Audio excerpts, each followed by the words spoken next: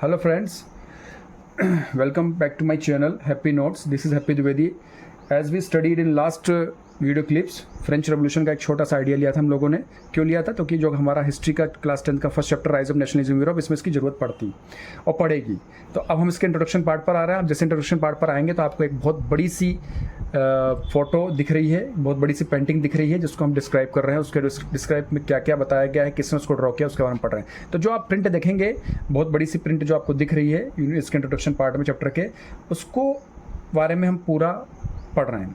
तो in 1848 Frederic Sorrieu was a French artist who prepared a series of 4 paintings and visualising his dreams of a world made up of democratic social republic. कहने का अर्थ है कि 1848 में 1848 में एक French के आर्टिस्ट थे, पेंटर थे, जिन्होंने एक सीरीज बनाई थी 4 पेंट्स की, और उसमें उस सीरीज के माध्यम से उन्होंने अपने सपनों का यूरोप देखा था, अपने सपनों का पूरा विश्व देखा था, जिसके अंदर उन्होंने बताया था कि डेमोक्रेटिक और सोशल रिपब्लिक आम लोगों का और आम लोगों के द्वारा कॉन्स्टिट्यूएंट फॉर्म होना और प्लस समान अभिव्यक्ति यानी सामाजिकता का और समान आज़ादी का उन्होंने एक नारा या उन्होंने एक सपना देखा था। बात को समझा?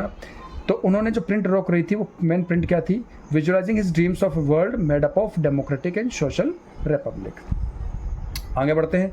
अब जो उन्होंने 4 प्रिंट्स ड्रॉ करी थी, 4 प्रिंट्स क्या बेटा? पहली प्रिंट क्या थी? Man and women of all ages marching in a long train. कहने का अर्थ ये है, पुरुष और महिलाएं अलग अलग देश की वेशभूषा की पोशाक पहने हुई, साथ में झंडा लेते हुए एक लंबी कतार में है, और कतार में किसकी ओर जा रही है? वो स्टैच्यू ऑफ लिबर्टी की ओर जा रही है। स्टैच्यू ऑफ लिबर्टी क्या बेटा? कि यहाँ पे फीमेल एलेगरी फिगर है जो हर एक देश के लिए यूज़ किया था, हर एक देश की भावनाओं को दर्शाने के लिए यूज़ किया जाता है। जैसे हमारे देश के लिए फीमेल एलेगरी फिगर भारत माता है, ठीक है। तो सेकंड पॉइंट में सेकंड प्रिंट क्या बता रहा है? Statue of liberty has a torch of enlightenment and on one hand and charter of rights man and other.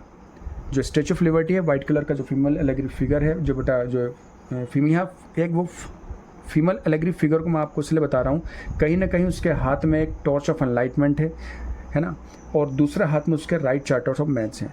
अब ये टॉर्च ऑफ एनलाइटमेंट क्या है बेटा? कहता नहीं है, टॉर्च है ना, मशाल टाइप का, आपको तो मशाल है उसके हाथ में, जो कहीं ना कहीं आम नागरिकों के लिए एक नया उजाला, एक नया सवेरा का संदेश दे रहा है, क्योंकि उनके हक के लिए, उनके राइट्स के लिए एक नया सवेरा यहाँ पे वो बता रहा है।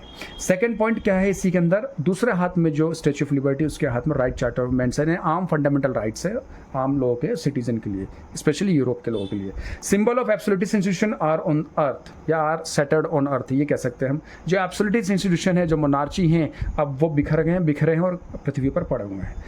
फोर्थ क्या है? Fraternity from heavens. आप देखेंगे स्प्रिंट में ऊपर से प्रभु ईसा मसीह यानी Jesus Christ along with so many angels, they are looking towards with a shine and showers of blessing and seeking and giving showers for the citizens of Europe। यानी कहीं ना कहीं वो आम सिटीजन को देखकर भाईचारा का संदेश देते हुए काफ़ी खुश हैं वो लोग, और फ्रेटर्निटी फ्रॉम द हेवन यानी भाईचारा का संदेश उनको स्वर्ग से उनके द्वारा दिया जा रहा है। किनके द्वारा दिया जा रहा है? जो मैंने आपको बताया।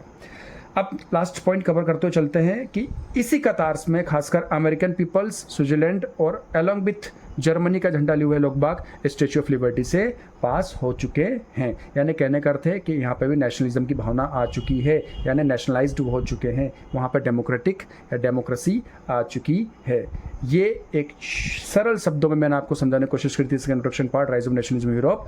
अब स्टे ट्यून, इसका नेक्स्ट वीडियो लेके आऊँगा मैं, जो इसके आगे आपका चैप्टर आएगा। यूनिट फर्स्ट आएगी इसकी, फर्स्ट हिस्ट्री की यूनिट फर्स्ट यानी राइज ऑफ नेशनलिज्म यूरोप की यूनिट फर्स्ट आएगी। क्या आएगी आपकी? French revolution and ideas of the nation. Stay tune. Thank you so much.